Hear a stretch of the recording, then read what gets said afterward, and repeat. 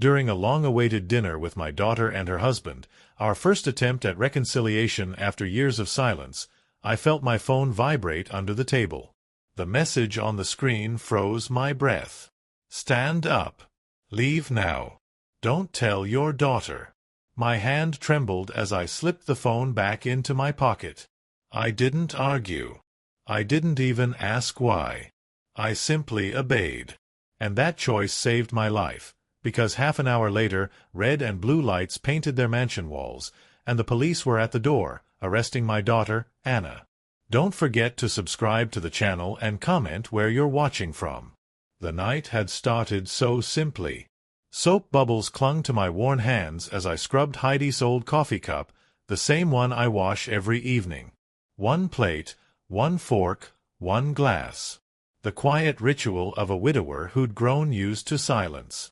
The kitchen light buzzed softly above me, the same fixture Heidi had chosen 20 years ago, insisting it made the room warmer. It didn't. It only made the emptiness more visible. I dried the cup carefully and placed it in its usual spot on the rack as if it mattered that the same porcelain mug occupied the same space night after night. Maybe it did. Maybe keeping order was all I had left. On the fridge, a fading photograph hung under a cracked magnet, my daughter Anna at her high school graduation, beaming in a cap and gown. Heidi's arm was wrapped proudly around her, and I stood just off to the side, trying not to cry as I snapped the picture. That photo lived on the fridge not because it was perfect, but because it was the last time I remembered us being a real family. Before the arguments, before the requests for money, before the silence that settled in like mold. The shrill ring of the landline sliced through my reverie. I nearly dropped the dish towel, fumbling to catch it as the sound echoed through the small house. Caller ID glowed against my glasses. The name hit me like a hammer. Anna, my daughter. For a long moment, I just stared at the screen. A year of silence stretched between us like an ocean I had no way of crossing. The last time we'd spoken, she'd stormed out after I refused to hand her $50,000 for a startup that already sounded doomed. I had built my chain of auto garages one wrench and one customer at a time. I wasn't about to fund a dream built on borrowed air. That was the night she called me a bitter old man who didn't believe in her. That was the night we stopped being father and daughter. But now her name was on my phone. I lifted the receiver slowly. My throat tightened. "Hello." My voice cracked more than I wanted it to. "Papa." Her tone carried that same hesitation she had when she was a girl and broke something valuable. Not anger, but fear of being judged. "It's me." My chest constricted.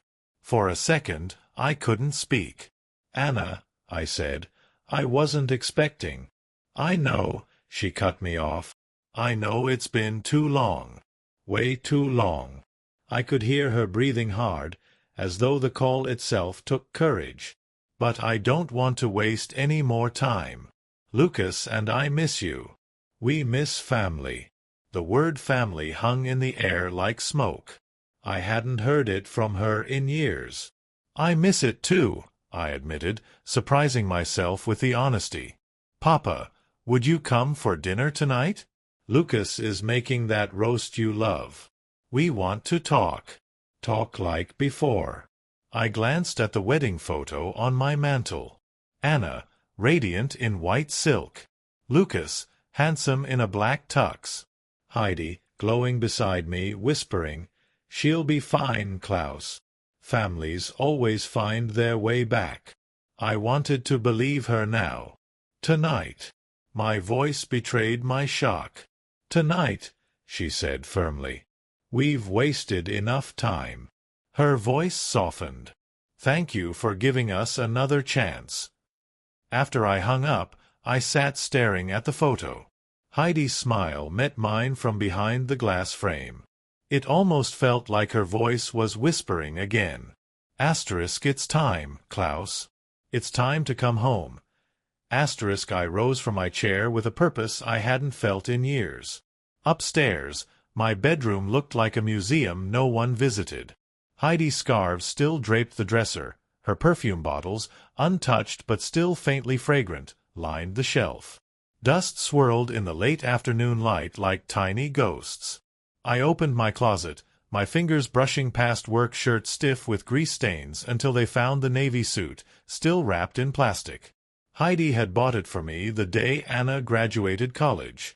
"You need something nice for important occasions," she'd said, smoothing the lapels with those careful hands. That suit had been with me at anniversaries, job interviews, and finally her funeral. Tonight, it would walk me back into my daughter's life. In the bathroom, the mirror reflected a man I barely recognized. At 67, the lines dug deeper into my face. Silver hair outnumbered the black. My eyes still carried a spark, but it flickered. I shaved carefully, as though looking younger might bridge the years. Before leaving, I opened the drawer of my nightstand. Inside lay the pocket watch Heidi gave me on our wedding day. "So you'll never lose time with me," she had teased. I wound it once, hearing the tiny gears click to life, and slipped it into my vest pocket. Some part of me believed she would walk beside me tonight. I booked a car through the app. Montclair, New Jersey, 40 minutes away. Another world from my modest house in Queens. As the driver pulled up, I clutched a bottle of 20-year-old scotch, my peace offering.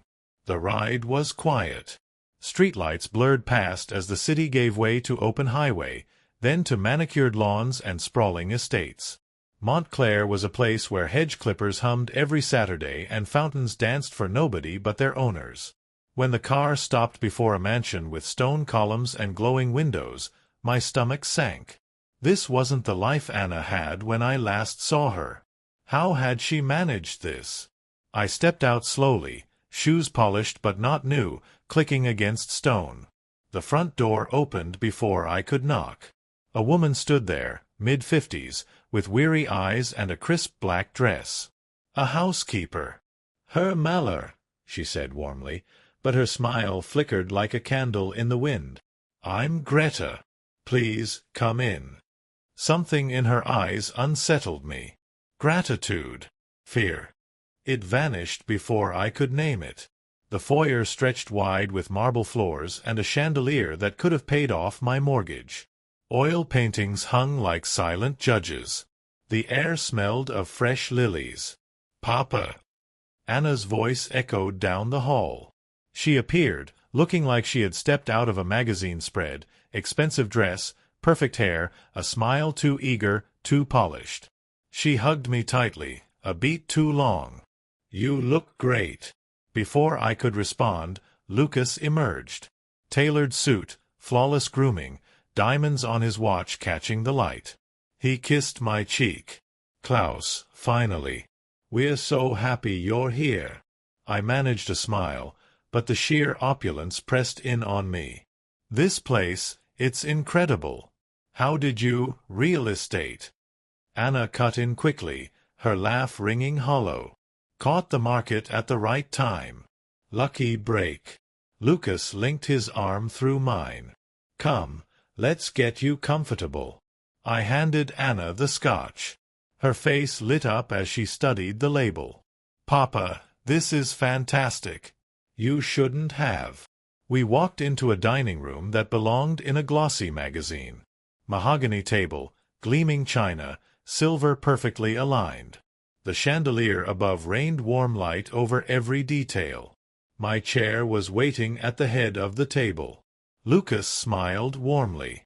"We want tonight to be special, to start over." I sat down, smoothing my suit as I glanced around. For the first time in years, I felt a fragile thread of hope weaving itself through me. Maybe Heidi had been right. Maybe families did find their way back. But then my phone vibrated, a message from an unknown number. My blood chilled as I read it. Asterisk stand up. Leave now. Don't tell your daughter. Asterisk the words on the glowing screen burned into my eyes. Anna's laugh rang at the edge of the table, too bright, too eager, as if she were trying to prove something, not only to me but to herself. Lucas reached for the wine bottle, pouring with flawless grace, his smile practiced like a dancer's final bow. They didn't notice the way my knuckles whitened around my napkin. They didn't hear the pounding in my chest. I forced a nod, swallowing whatever expression threatened to betray me. "Excuse me," I muttered, rising from the table with a hand against my stomach. "Too much roast, too fast." Anna chuckled politely, but her eyes were sharp, studying me the way gamblers study dice before a throw. Lucas's hand lingered on my forearm for just a moment longer than comfort allowed. In the hallway, the noise of silverware and low conversation faded into a muffled hum. I leaned against the cool wall, my breath unsteady. Who would send that message? How did they know I was here? The chandelier above me buzzed faintly, each flicker of light like a warning. And just like that, the hallway blurred, and I was back in another house, another time. Heidi's laughter echoed in my memory, soft and certain, filling our kitchen in Queens the way sunlight fills a cracked window. She had flour on her hands that evening, baking a pie for Anna's 16th birthday. Anna had walked in late, smelling of cigarette smoke she swore wasn't hers. I remembered the way she avoided my eyes, muttering about friends, about being misunderstood. "She's just a girl," Heidi had whispered to me later, brushing my shoulder as if her touch could smooth away my worry. "She'll grow out of it. Don't be so hard on her, Klaus." But even then, I saw the restless hunger in Anna's eyes, not for food, not for family, but for something quicker, sharper. She wanted shortcuts, always, money that came fast, applause that didn't have to be earned. I had hoped marriage to Lucas would settle her. Heidi had even told me on their wedding day, "He's steady. He'll keep her grounded." Looking at Lucas tonight, his hand heavy with jewelry and his eyes too calculating, I realized how wrong we'd been. I pushed the memory aside, but it clung to me like grease on a mechanic's shirt. Years of silence had allowed me to imagine Anna softening, maturing, finding honesty in work the way I had. But the dress, the mansion, the rehearsed smiles, none of it matched the girl I had raised. The hallway clock chimed once, a deep, resonant sound that pulled me back. I adjusted my tie, trying to still my trembling hands. I pulled out Heidi's pocket watch, its brass worn smooth from years of my thumb brushing it absent-mindedly. The tick was steady, patient. She had given it to me with a smile, saying, "So you'll always know where you stand in time." Tonight, I needed it more than ever. A voice startled me. "Herr Muller." I turned. Greta stood halfway down the hall, a tray of empty glasses balanced perfectly in her hands. Her eyes met mine for just a second, and though her lips didn't move, her gaze spoke volumes. It was the same look Heidi used to give me when Anna was lying through her teeth as a teenager. Gentle, pained, but unflinching. "Everything all right, sir?" she asked louder this time, her accent softening the edges of her words. I forced a smile. "Yes, just catching my breath." She nodded slowly, but the way her shoulders shifted told me she knew more. Her eyes flicked briefly to my pocket, where I had slipped my phone. Then she turned, disappearing into the kitchen without another word. Back at the table, Anna leaned forward, elbows on mahogany polished to a mirror shine. "Everything okay, Papa? You look pale." Her smile was warm, but her eyes glittered with something else. "Fine," I lied, taking my seat again. "Just these rich meals. Not used to it anymore." Lucas laughed lightly. "We'll have to get you used to them. We want you here often." The words should have felt like comfort. Instead, they fell over me like chains. For a while, I let their voices blur, answering when needed, nodding when polite. But my mind wandered back, to the first time Anna asked for money beyond reason, to the way her tone hardened when I said no, to that slammed door, the echo of her car pealing out into the night. I remembered Heidi that night, too, standing at the window with tears she tried to hide. "You're doing the right thing," she told me, her voice trembling. "We can't keep bailing her out. She has to learn." But she hadn't learned. She had only grown sharper in her requests, more persuasive in her smiles. The memory collided with the present. The perfect roast on my plate, the untouched glass of wine before me, Lucas's careful laughter, Anna's restless drumming fingers. It all lined up too neatly, like a stage play practiced too many times. And then it came again, my phone vibrating quietly in my pocket. I shifted in my chair, pulling it out under the tablecloth. Another message from the same unknown number. The drink is not safe. Watch carefully. Don't let them push papers tonight. I nearly dropped the phone. My eyes darted to the glasses on the table. Anna's whiskey sat half full. Mine glistened, untouched, amber liquid catching the chandelier light. Lucas's hand slid toward me, gentle, coaxing. "You should have a sip," he said softly, like a suggestion rather than a command. "It'll help you relax." Anna's laugh followed, too loud, too fast. "Yes, Papa, it's the good stuff. Nothing but the best for you." The last time I'd heard that tone from her was when she was 10, swearing she hadn't broken the neighbor's window, even though the baseball was still in her hand. I smiled faintly, setting the glass aside with deliberate care. "Maybe later. I want to savor it." Lucas's smile wavered. Anna's fingers stopped drumming. A silence stretched too long before they filled it again with nervous chatter. Inside, my mind churned. Someone in this house knew what was happening. Someone cared enough to risk warning me, and I had a sinking feeling I knew who. The tick of Heidi's watch in my vest pocket was louder than their voices, louder than my doubt, louder than fear. I turned the glass slowly in my hand, letting the chandelier light catch on the amber surface. At first glance, it looked like any fine whiskey, smooth, glowing, almost celebratory. But when I tilted it just so, I saw something else. Faint particles swirling at the bottom, like dust trapped in honey.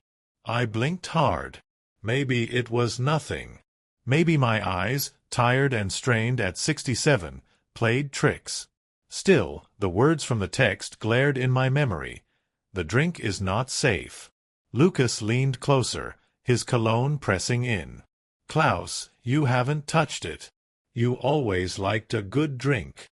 His smile was tender on the surface, but his eyes betrayed urgency. "I'm pacing myself," I said lightly, setting the glass down. My fingers tingled as though even touching the rim left residue. Anna forced a chuckle. "Papa's always been disciplined. That's why he built his garages from the ground up. Right, Papa?" Her eyes darted quickly to Lucas, then back to me. Something in the way she said it felt rehearsed, like a line from a play. "Yes," I said slowly, my voice steadier than I felt. "Discipline and trust." "Exactly," Anna replied too quickly. "Trust is everything, which is why we wanted to talk to you tonight about the future." The word future landed like a hammer. I folded my hands on the table, Heidi's pocket watch pressing cold against my vest. "Go on." Lucas placed his hand delicately over mine. His skin was cool, his watch gleaming. "You've worked so hard all your life. Don't you ever think about slowing down, about letting someone else carry the load?" "Succession planning," Anna added, her smile too wide. "You know, making sure your legacy continues." I pulled my hand back gently, keeping my expression calm. Inside, my chest burned. So, this was it. The reunion, the roast, the polished silver. All of it had been theater leading to this conversation. I kept my tone neutral. "My legacy is doing just fine." Lucas's smile flickered. Anna pressed harder. "Papa, we're not saying now. Just soon. You've got what, 7 garages, properties across Queens and Brooklyn? That's a lot to manage. What if something happened? What if you got sick?" Heidi's voice rushed back to me from a decade ago, whispering on a hospital night when Anna had crashed her car and begged us to pay for damages. "If we keep rescuing her, She'll never learn to stand. I stared at my daughter now, the grown woman in a tailored dress, speaking with the same pleading urgency she'd used as a teenager. Except now the stakes weren't a broken bumper. They were my life's work. Life is unpredictable, I admitted carefully. But some things must be earned.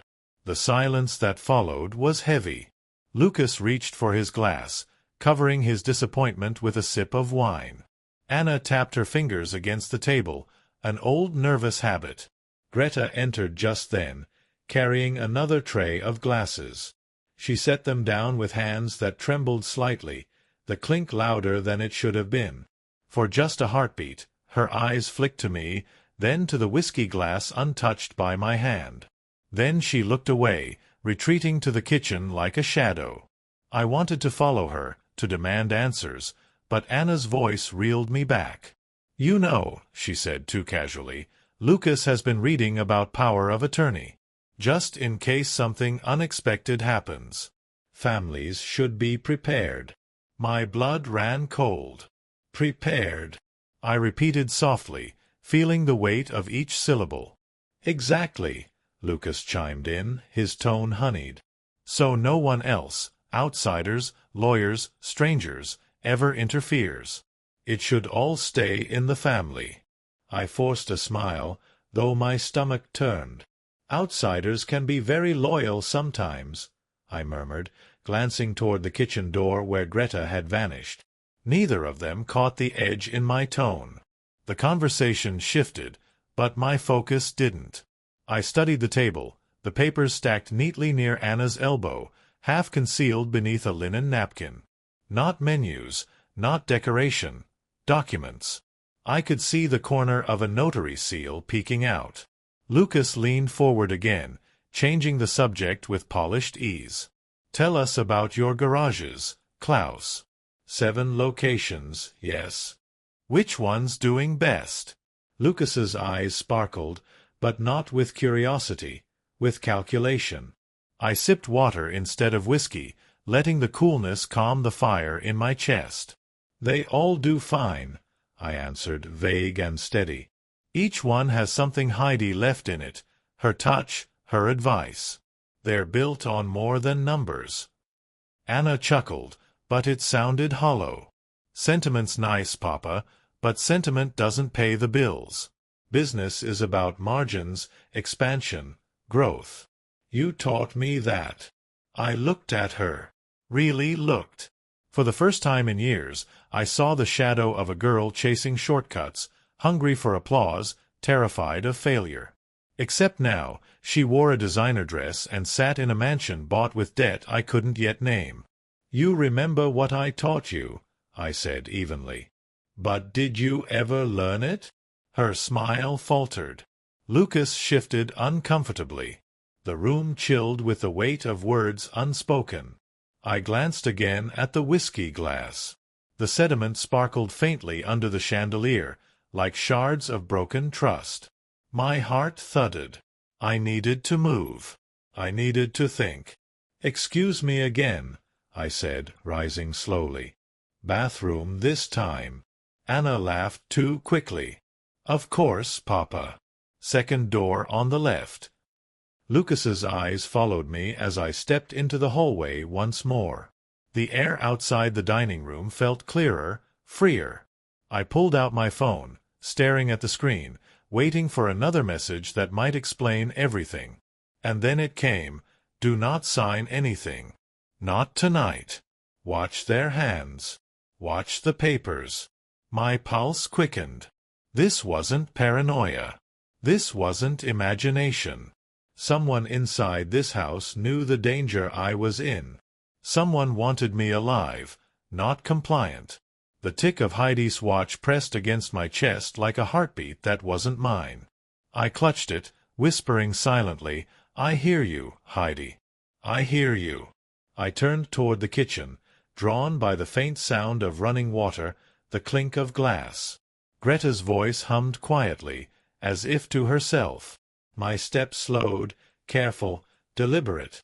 She didn't look up as I entered. Her shoulders tensed, but her hands kept moving, scrubbing glasses with methodical precision. "Long night," I said softly. She nodded once, still not looking at me. "Yes, sir."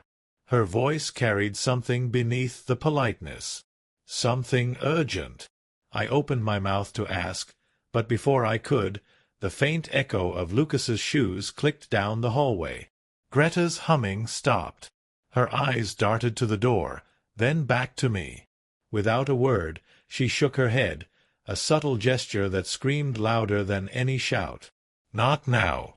I stepped back into the hallway just as Lucas appeared, his smile perfectly intact. "Everything all right?" he asked sweetly.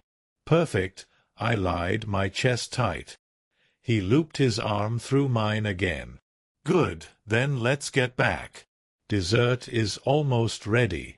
As he guided me back toward the dining room, I glanced over my shoulder. Greta's face was half hidden in the kitchen doorway, her eyes locked on mine. In them I saw fear and something else, a choice.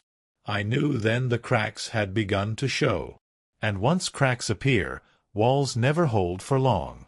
Back at the dining table, the silverware gleamed like polished weapons. Lucas's laugh floated across the room, too light, too sharp. Anna poured more wine as if nothing were amiss, though her eyes never stopped watching me. My untouched glass of whiskey remained at my elbow, its surface swirling with secrets. I forced a smile. "I'll skip the drink for now. Water suits me better." Anna's brow furrowed. "Come on, Papa. You always enjoyed a good glass." "Some tastes change," I said evenly. Her eyes narrowed, but she said nothing more. That was when my phone buzzed again in my pocket. I excused myself with a polite cough, pretending to adjust my jacket. The screen glowed. Kitchen. 5 minutes. Alone. I lifted my glass of water, masking my reaction with a slow sip. Across the table, Lucas studied me carefully. His smile stretched too thin. Dessert arrived, Greta carrying a tray of small crème brûlées, their tops caramelized to perfection. She moved with practiced grace, but when she placed mine before me, her hand brushed the table just a second too long, her eyes flicking to the hallway. The message had been hers. I knew it now. I waited, letting Anna and Lucas chatter about investments, about new real estate opportunities, about a trip to Europe they were planning. Their words blurred, background noise to the thud of my pulse. 5 minutes later, I pushed back my chair. "Excuse me again," I said softly. "Old man's bladder." Lucas laughed, though the sound was brittle. "We'll keep dessert warm." I walked into the hallway, then turned toward the kitchen. The scent of roasted meat lingered in the air, mingling with the sweetness of caramel. The door creaked as I pushed it open. Greta stood at the sink, drying her hands on a towel. When she saw me, her eyes darted to the door, then back to mine. "Herr Maller," she whispered, her voice barely audible. "Don't drink. Don't sign." I swallowed hard. "You sent the messages." She nodded quickly, eyes wide with fear. "They put something in your whiskey. Not safe. They plan papers tonight. Transfer everything." Her accent thickened with urgency. "Please, you must not." For a moment, the room tilted. Hearing it aloud stripped away any hope I had clung to that maybe I was imagining things. Maybe grief and suspicion were making me paranoid. But no, this was real. I steadied myself against the counter. "How do you know this?" "I clean," Greta said simply. "I hear, I see. They talk like I am not here, like I am furniture." Her eyes glistened with something between anger and sorrow. "They said, if he signs, he forgets tomorrow. They take control. All of it." Her words pressed against my chest like iron. Heidi's face flashed in my mind, her laugh, her steady hand, her insistence that we build something honest. To think of it stolen by signatures tricked out of me, it made my stomach turn. Before I could answer, Footsteps echoed in the hallway. Lucas's voice, light and sweet, carried toward the kitchen. Greta's hand shot out, gripping my arm tightly. "Say nothing, please, for both of us." I nodded just as Lucas appeared in the doorway, his tailored suit catching the light. "Klaus," he sang, his smile fixed. "Everything all right?" "Perfect," I said smoothly. "Greta was just telling me about the dessert." "Lovely work." Greta lowered her eyes, retreating to the sink, playing her role once again. Lucas's gaze lingered a moment too long before he slipped his arm through mine. "Come back. Anna is eager to continue our talk." Back in the dining room, Anna had laid out a small stack of papers near my plate. The embossed notary seal glimmered faintly under the chandelier. She smiled as if this were nothing unusual.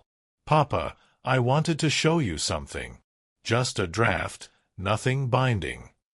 The papers sat there like a trap, patient and deadly. I glanced at my daughter, my blood, and felt a chill settle over me. "Later," I said quietly. "Dessert first." Lucas's smile froze for an instant. Anna's jaw tightened, but she forced a laugh. "Sure, Papa. Dessert first."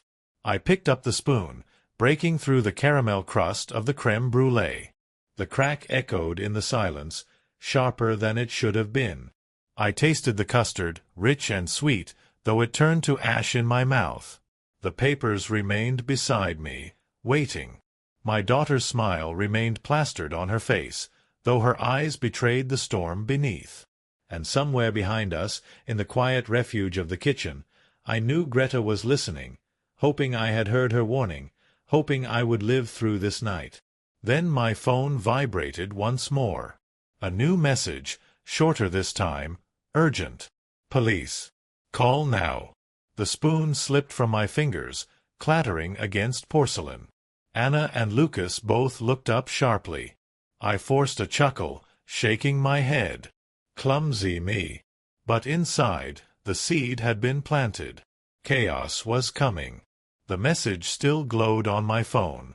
"Police. Call now." The words pulsed in my vision like a beacon. My fingers tightened around the device, but I kept my face still, my body calm. Across the table, Anna's smile held, though it was brittle at the edges. Lucas dabbed his lips with his napkin, his eyes flicking toward the papers beside my plate. "Papa," Anna said lightly, "you dropped your spoon. Want me to get you another?" I shook my head, forcing a chuckle. "No need. I'll manage." My voice sounded steadier than the chaos inside me. I needed to act, but more than that, I needed someone I could trust. Someone who wasn't blinded by greed or weighed down by years of disappointment. Someone who had already risked everything to keep me alive. I thought of Greta, the way her voice trembled when she whispered, "They talk like I am not here, like I am furniture." She had seen, she had heard, and still she had chosen to warn me. When dessert ended, I excused myself once more. Anna frowned, but said nothing. Lucas's eyes tracked me like a hawk, but his smile remained in place. I moved through the hallway, past the glittering foyer, toward the kitchen. Greta stood by the sink again, hands busy but shoulders rigid. When I stepped inside, she froze. Her eyes darted to the door, then to me. "I got your message," I whispered. Her lips parted, but no sound came at first. Finally, "You must call now before it is too late." I glanced toward the doorway. Empty. "Greta," I said, lowering my voice further, "you've already risked more than I should ask. Why are you helping me?" Her eyes welled, but she blinked the tears away. "Because you looked at me like a person, not like background. They don't. They laugh. They say words when I clean, words they think I don't understand." Her hands shook slightly as she wiped them on a towel. "They don't care about you, Herr. They care only for what you built. And if they take it, they will throw you away like," her voice broke, "like they treat me." For a moment, I was silent. The weight of her words pressed against my chest. I had spent my life surrounded by engines, grease, and men who measured worth in labor. I knew honesty when I saw it, and I saw it in her trembling gaze. I pulled out Heidi's pocket watch, the metal warm from my hand. My wife used to say, "The best people are the ones who do right when no one's watching." That's what you've done tonight. Greta swallowed hard. Then let me help more. Her words startled me. Help more. She nodded, voice steadier now. I know where the papers are. I know what they plan. They left copies in the office upstairs. I can show you. My breath caught. Evidence. Proof. Greta, if they catch you... They already think I am invisible, she said, her chin lifting slightly. Maybe that is my protection. For the first time that evening, I felt a flicker of hope stronger than fear. Then yes, I whispered. Show me. We moved quietly. Every step measured up the grand staircase, down a hallway lined with portraits of ancestors that weren't theirs. Lucas's taste, no doubt. At the end of the hall, Greta pushed open a door to a study. Inside, the air smelled of leather and ink. A mahogany desk dominated the room. On it lay a neat stack of folders. Greta pointed. There. I stepped forward, fingers brushing the top page. My stomach churned as I read the title, Power of Attorney. My name printed in bold. Anna's name listed as the transferee. Further pages detailed asset transfers, my garages, my accounts, even the deed to my modest home in Queens. Every piece of my life reduced to lines on paper, waiting for a signature drugged out of me. I exhaled slowly, forcing calm. This is enough, I murmured. If the police see these, it's over. Greta's voice dropped to a whisper. Then we must get them to the police. I nodded, slipping my phone from my pocket. My thumb hovered over the numbers. But before I could dial, footsteps echoed down the hallway. Greta stiffened, her eyes wide. I shoved the papers back into place, closing the folder. We barely made it to the far side of the room when the door opened. Anna stepped in, her smile strained. Papa, I wondered where you'd wandered off to. Her eyes flicked to Greta, then back to me. I hope you're not bothering the help with old stories. My jaw clenched, but I forced a calm smile. Just admiring the house, I said. Lucas has done well decorating. Anna chuckled, though her gaze lingered on the desk a second too long. Yes, he has a gift. The silence stretched. I slid my phone back into my pocket, my thumb still tingling from the number I hadn't dialed. Anna's smile widened, but her voice carried an edge. Come back downstairs, Papa. We've got more to discuss. Of course, I said smoothly. As she turned, Greta met my eyes, her expression taut with warning. Not yet, it said, but soon. Back at the table, Lucas poured fresh wine. Anna placed a pen beside the papers near my plate, as if it belonged there naturally. Whenever you're ready, she said cheerfully, though her knuckles tapped against the table in nervous rhythm. I picked up Heidi's pocket watch under the table, feeling its steady tick against my palm. Time was moving, but this time it was on my side. Across the table, Greta emerged quietly from the kitchen again, clearing plates, her expression blank. But when her eyes met mine, just for a second, I saw the promise she'd made upstairs. You're not alone. The air thickened with tension, but inside me, something shifted. For the first time all evening, I wasn't simply surviving. I had an ally. And together, we would wait for the right moment to strike. The pen sat there on the table, gleaming under the chandelier like a dagger disguised in silver. Anna leaned back in her chair, smiling too widely, while Lucas folded his hands neatly, his eyes flicking toward me every few seconds. My untouched glass of whiskey still rested by my plate, amber liquid catching the light like a warning. I slipped Heidi's pocket watch from my vest pocket and let its steady tick ground me. Time was still on my side, but only just. "I'll look these over later," I said calmly, sliding the papers an inch away from me. "No rush tonight." Anna's jaw flexed, though her smile didn't fade. "Of course, Papa. No rush." But the pen still waited, a silent threat between us. That was when I felt the faintest vibration in my pocket. My phone. I risked a glance under the table. Another message from the same anonymous number. Save evidence. Delay. Police already alerted. Relief washed through me like cool air. Whoever was helping Greta, I had no doubt now, was one step ahead. I let out a slow breath. "Lucas," I said, shifting the subject, "tell me about your family. You've always been such a good host." His smile warmed instantly, and he launched into a tale about his father's hunting trips. Anna looked annoyed but kept quiet. My tactic had worked, for now. Later, after dessert plates were cleared, I excused myself once more. Anna's eyes narrowed, but she didn't protest. Lucas touched her arm, whispering something that calmed her. I moved toward the kitchen, where Greta was waiting, rinsing glasses at the sink. She didn't look up, but her voice was steady. "You must keep the papers safe. Don't let them vanish." "They'll notice if I take them," I whispered. "Not now," she said quickly. "But later, after." Her eyes finally met mine. "Do you trust me?" I studied her face, the fine lines of fatigue, the quiet strength in her gaze. I nodded. "Yes." She handed me a towel, as if to dry my hands, but hidden in the fold was a small flash drive. "Take this," she murmured. I copied what they printed this week. Contracts, letters, their emails.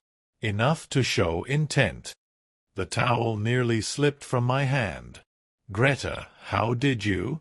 "They leave computers open," she said softly. "Phones unlocked. They think I am nothing.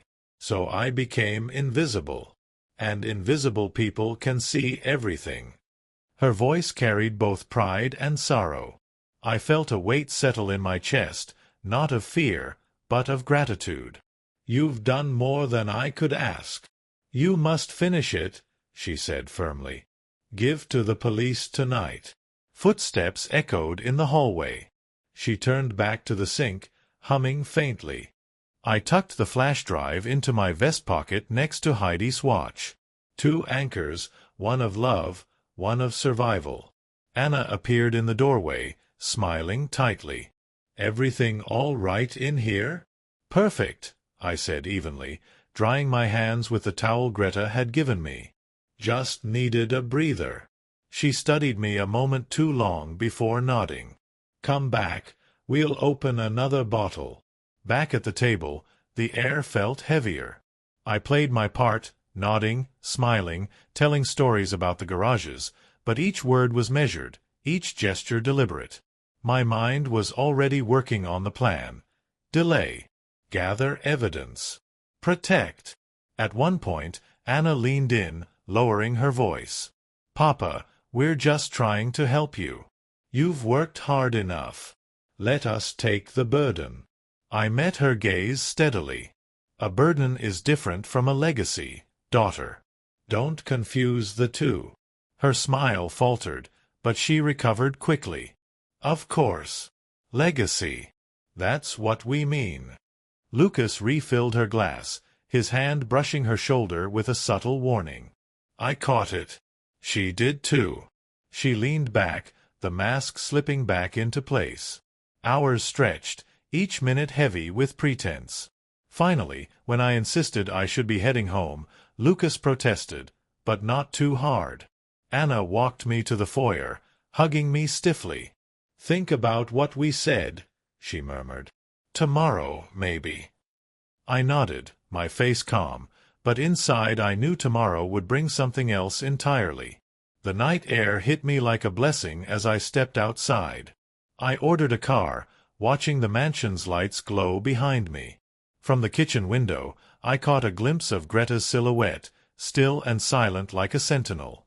Back in Queens, my house felt smaller than ever, but safer. I set the flash drive on my desk next to the photo of Heidi.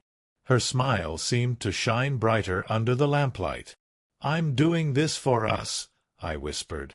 I called my lawyer, Herr Klein, an old friend who had seen me through contracts, disputes, and expansions. His voice was groggy but alert. "Klaus, at this hour? I need you," I said simply. "There are papers, fraud, attempted coercion. And I have proof." There was a pause, then his voice sharpened. "Tell me everything." I did, slowly, carefully, each detail laid out like tools on a workbench. He listened, his breathing steady. Finally, "I'm on it. We'll prepare. I'll contact law enforcement first thing in the morning." "Too late," I said softly. "They're already coming." He was silent for a beat. Then, "Klaus, you must stay alive until they arrive." I laughed once, dryly. "That's the plan." After we hung up, I sat in the silence of my living room, Heidi's watch ticking steadily. I felt the weight of the flash drive in my vest, the steady hum of her memory beside me. For the first time all evening, I wasn't just reacting. I was ready. The morning after that long night, I sat at my kitchen table in Queens, Heidi's pocket watch ticking softly beside my coffee cup. The flash drive Greta had given me lay next to it, a tiny piece of plastic that carried the weight of my entire future. Herr Klein had promised to contact the authorities, but I wasn't the kind of man to just wait. I had spent my life fixing engines, and when something rattled, you didn't sit back and hope it went away. You opened the hood and found the source. At 9 a.m., my phone rang. "Anna." I let it buzz 3 times before answering. "Papa." Her voice came fast, too bright, like she'd been rehearsing. "I hope you got home all right." Lucas was worried. I sipped my coffee before replying. "Home just fine." My tone was calm but firm. "And I've been thinking about last night." There was a pause. Then she chuckled. "That's good. You see what we mean, right? About planning for the future." I let the silence hang just long enough to make her nervous. "Anna, tell me something. Where did you get the money for that mansion?" Another pause. Longer this time. "Real estate, Papa." "I told you. Don't lie to me." My voice cut through the line, steady as steel. For a moment, all I heard was her breathing, ragged now. Then, like a leak springing from a pipe, words spilled out. "It was just some deals, all right? High-stakes investments. Everybody does it. I just need more time." "More time for what?" Her voice cracked. "For the loan, for the people who—" She stopped abruptly, but it was too late. I leaned back in my chair, my eyes fixed on Heidi's photo on the wall. "The people who what, Anna?" She didn't answer. "You owe money," I said flatly. "A lot of it." "And you thought the solution was to drug your father and steal what he built." "Papa, it's not like that." "It's exactly like that." Her breath quickened. "You don't understand. These people, if I don't pay, they'll—" She cut herself off again, realizing how much she had said. I didn't let her recover. "I understand more than you think. And I also know the police will understand when they see the papers you left on that table. The ones with my name and your signature." There was a sharp intake of breath on the other end. You didn't." "Didn't what?" I asked coldly. "Take them? Keep evidence?" "Anna, you've always underestimated me. That was your first mistake." The silence that followed was thick with panic. I could almost hear the sweat forming on her brow. Finally she snapped, "You can't do this. If you go to the police, you'll ruin me." "No, daughter," I said quietly. "You ruined yourself." I ended the call, letting the click echo in my kitchen like a judge's gavel. The first strike had landed. The rest of the day, the phone buzzed constantly. Missed calls from Anna. Texts from Lucas, written in his polished, sugary tone. "We love you. We only want what's best. Please don't be rash." But by mid-afternoon, another number called unknown. I hesitated, then answered. A man's voice, low and smooth. "Herr Muller." "Yes. You don't know me. But your daughter owes us money. A lot of it. And if she can't pay, we'll collect another way." My grip on the phone tightened, but I kept my voice even. "Then you should know I have the police involved already. If anything happens to me, they'll know where to look." A pause, then a chuckle, humorless and cold. "Smart man. But police don't always solve problems fast enough." The line went dead. I set the phone down slowly, my jaw clenched. They knew me now. The noose was tightening, not just on Anna, but on me. That evening, I returned to the garage office in Brooklyn. My employees greeted me with easy smiles, unaware of the storm brewing. I walked into my small back office, shut the door, and opened my laptop. I inserted the flash drive. Folders bloomed across the screen. Drafts of contracts, emails between Anna and Lucas discussing sedatives and transfer strategy, even notes about when I was most likely to be alone. Reading their words was like swallowing glass. My daughter's name, my life's work, all reduced to a transaction. Lucas's tone in the emails was colder than ice. "Klaus will cave once he's relaxed. He always has. They thought they knew me. They thought wrong." I copied everything to my hard drive, then printed the worst of it. The hum of the printer sounded like an engine revving before a race, steady, inevitable. By midnight, I had a file thick with evidence. I slipped it into my briefcase, locking it tight. The next morning, I decided it was time to let Anna feel the pressure. I dialed her number, this time with purpose. She answered instantly. "Papa, thank God. Listen, about yesterday." "Save it," I said. "I want to talk face to face." "At the garage, 10 o'clock. She hesitated. "The garage." "Yes." "My place." "Neutral ground." There was a long silence, then, "Fine. I'll be there." When she arrived, her dress looked more rumpled than usual, her eyes bloodshot. Lucas wasn't with her. She walked into my office, forcing a smile. "Papa, I—" "Sit." My voice was sharp, leaving no room for argument. She sat. I opened the briefcase, slowly pulling out a stack of papers. Her eyes widened as she recognized them. "Where did you—" "From your own house," I cut in. "From your desk. Don't insult me by pretending you don't know what these are." Her face paled. "Papa, I can explain." "You can't," I said. "What you can do is listen. Because from now on, every step you take will be watched. Every word you say is weighed. And if you think you can intimidate me, remember this." I tapped the folder. "I hold the evidence." Her lips trembled. For the first time since she was a girl, I saw fear in her eyes. Real fear. And then, in her panic, she slipped. "They'll kill me if I don't pay," she shouted, slamming her fist on the desk. "Do you understand? You're not saving yourself by doing this. You're signing my death warrant." The words echoed in the small office. She realized too late what she had admitted. I leaned back in my chair, calm as stone. "Then maybe you should have thought about that before you tried to poison me." Her mouth opened, closed. No words came. I let the silence stretch until she squirmed. Then I gathered the papers, calmly sliding them back into the briefcase. "This conversation is over," I said quietly. "Get out." She hesitated, then stood slowly, shoulders hunched. For once, she looked smaller than me, diminished.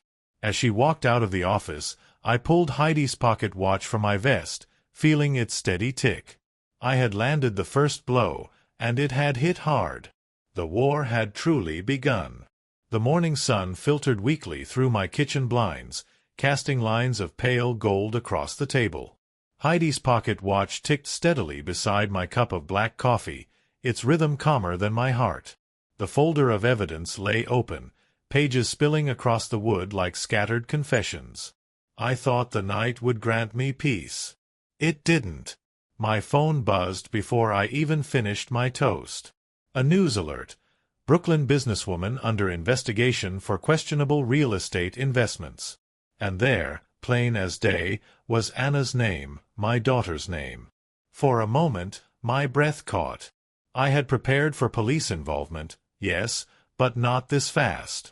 Not public. The story cited anonymous sources close to the family. I closed my eyes and knew. Greta, invisible no more. She had gone further than I thought.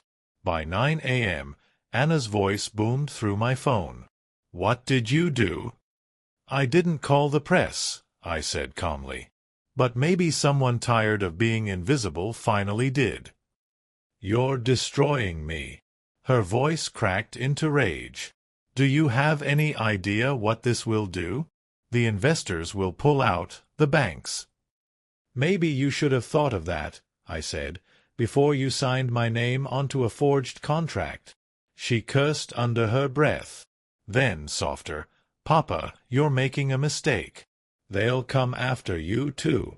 "Then let them come," I said coldly, and ended the call.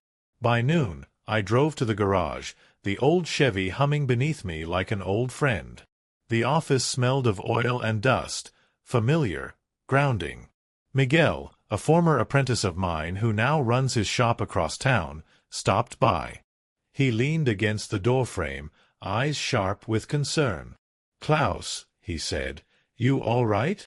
Folks are talking. Word is your girl's in trouble." "Big trouble," I nodded slowly. "The word's true." He hesitated, then pulled a folded sheet of paper from his jacket. "I didn't want to drag you in deeper, but you should see this. Someone came by my shop last week. A guy asking questions about you, about your health, your will. Said he was working with Anna. Left this card." I unfolded the paper, a business card. The name was unfamiliar, but the logo belonged to a notorious loan syndicate in the city. My gut clenched. Miguel's voice lowered. "They're not the kind you want around your family." I looked him in the eye. "They're already around." "But thank you, Miguel." "More than you know." He gripped my shoulder, firm. "You need anything, you call me. Doesn't matter what." A small ember of warmth lit in my chest. An unexpected ally.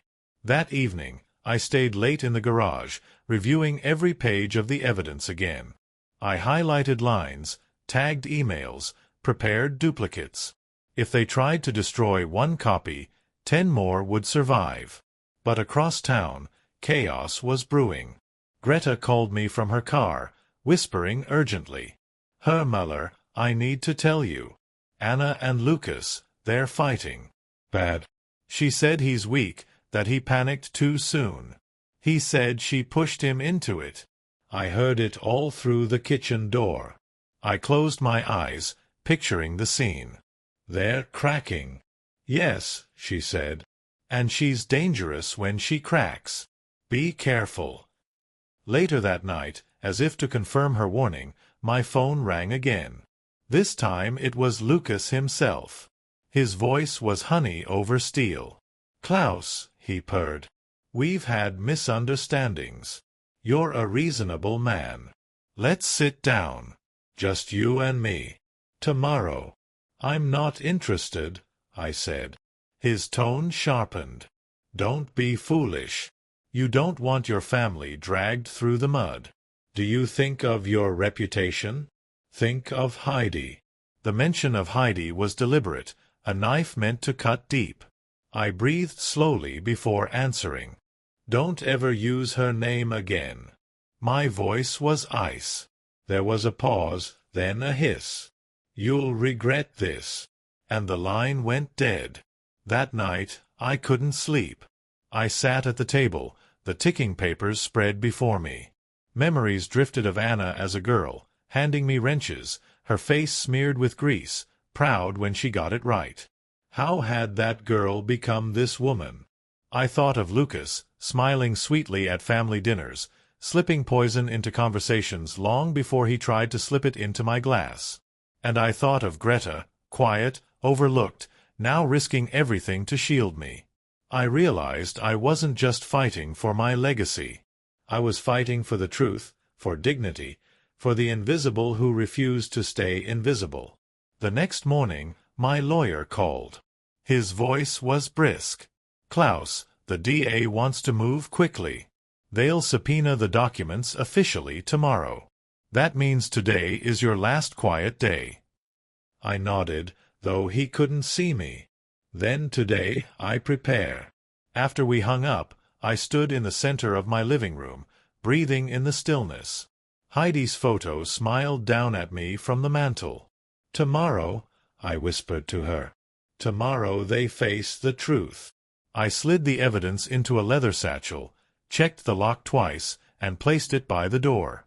The storm had broken, yes, but I was ready to walk straight into it. The courthouse smelled of old wood and colder justice. I pushed the heavy doors open, satchel clutched in my hand, Heidi's pocket watch tucked close to my chest. Reporters swarmed the steps outside, shouting Anna's name, snapping photos, their lenses hungry for ruin. But inside, the hush was heavier. A dozen heads turned as I walked the aisle toward the front. Some saw a frail widower in a worn coat. Let them. They'd soon see otherwise. Anna sat at the defendant's table, face pale, dress slightly askew. Lucas was beside her, perfectly composed, his watch gleaming.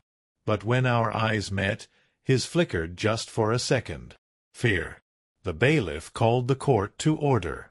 The judge, stern and silver-haired, took her seat. The district attorney rose first. "Your Honor, the state charges Anna Maller with attempted fraud, forgery, and conspiracy to defraud her father of property and assets. Today, we will show not just intent, but action."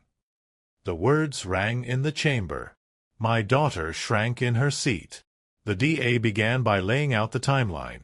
The documents, the forged signatures, the sedative discussed in Lucas's emails. I watched each page I'd collected flash on the projector screen, one after another, the truth finally seeing daylight. Anna's lawyer scrambled, objecting at every turn. But the judge's gavel cut him down. Then came the first witness. "Call Greta Schmidt."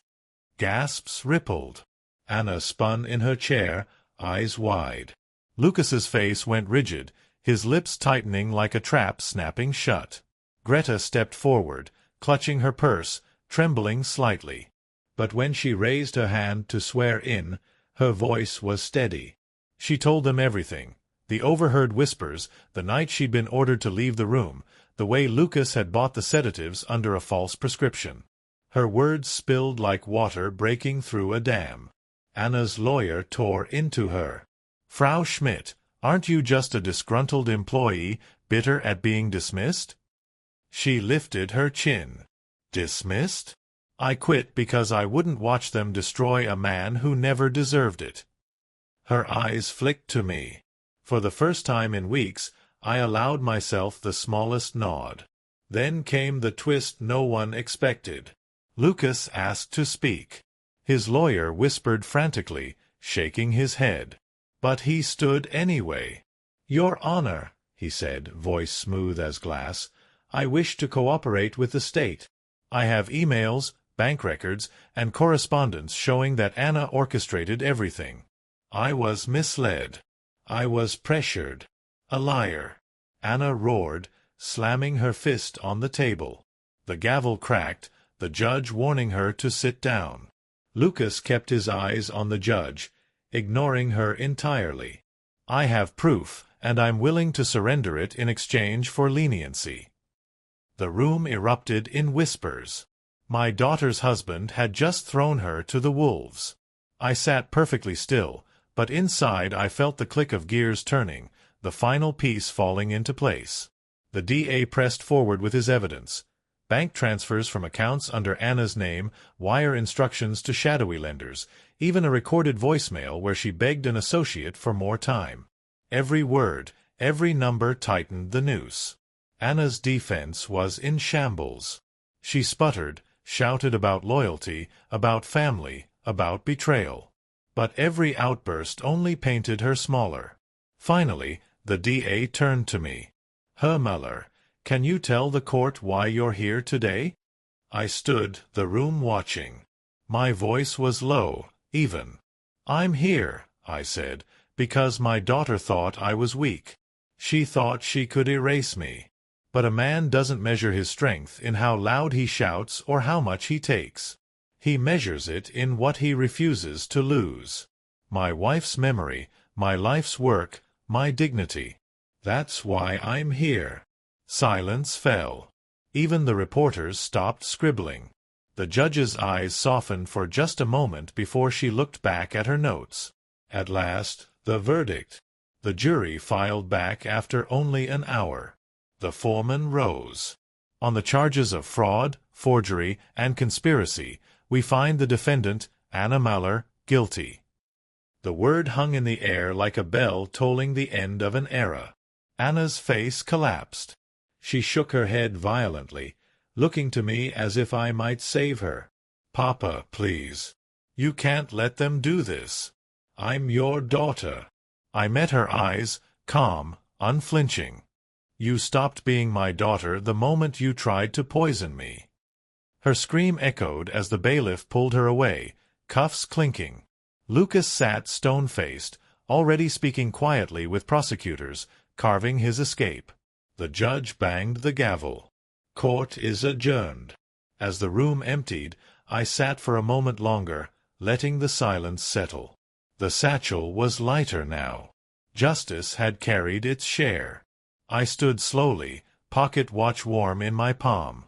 Heidi's watch. Heidi's time. And as I walked out the courthouse doors, past reporters shouting my name, I didn't answer. Some truths don't need repeating. They simply stand. The courthouse steps were cold under my shoes as I descended slowly, each step carrying the weight of decades.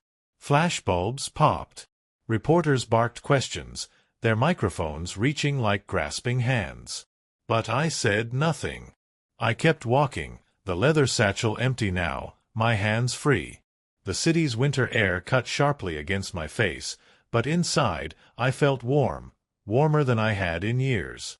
Heidi's pocket watch ticked in my coat pocket, not the tick of waiting anymore, but the tick of moving forward. I drove home in silence.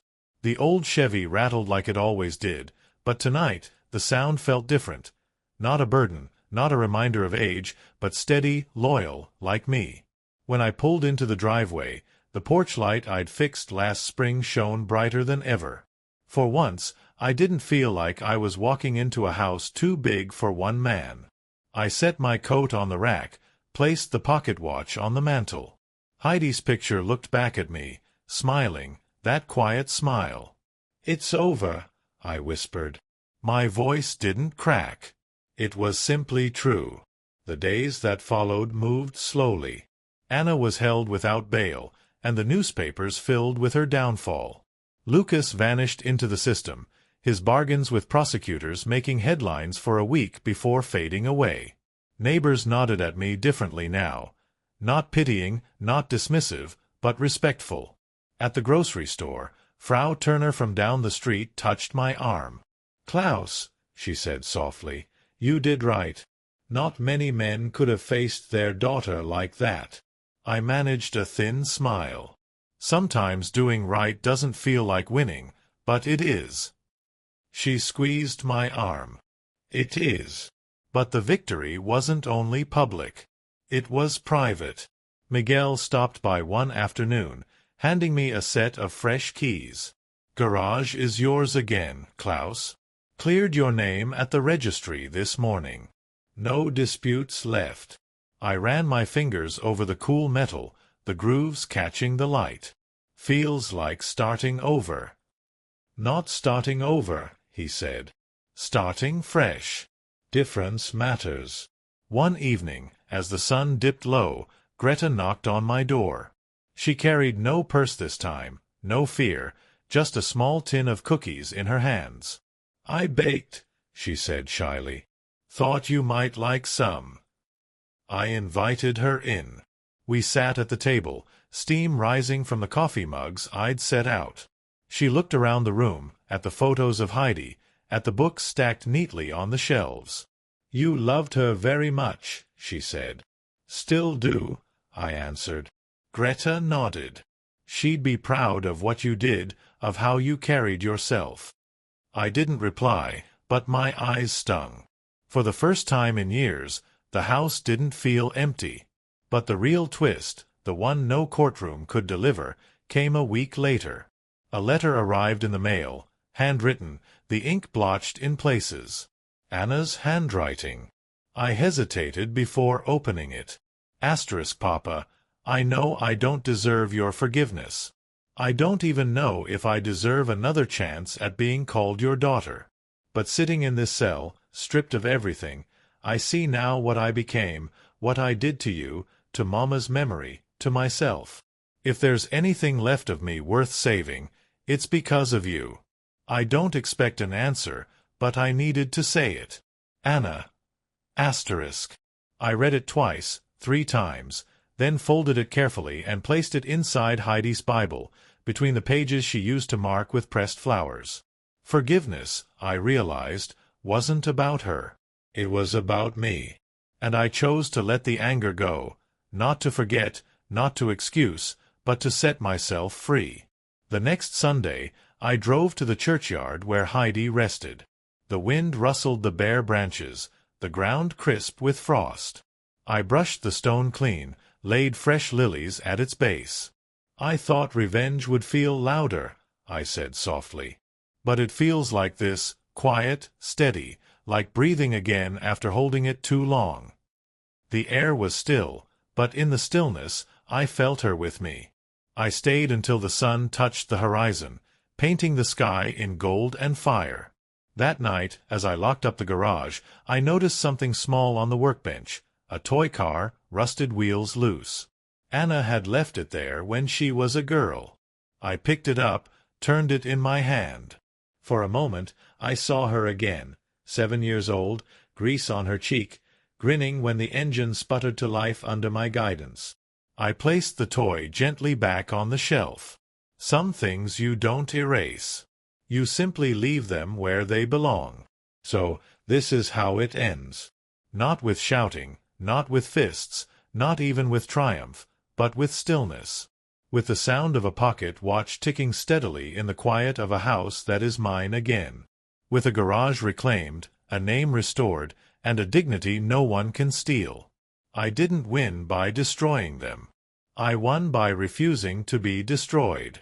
And as I sit here tonight, coffee steaming beside me, I know this. Revenge doesn't have to be fire and fury. Sometimes the greatest revenge is silence. The silence of a man who walks forward, free.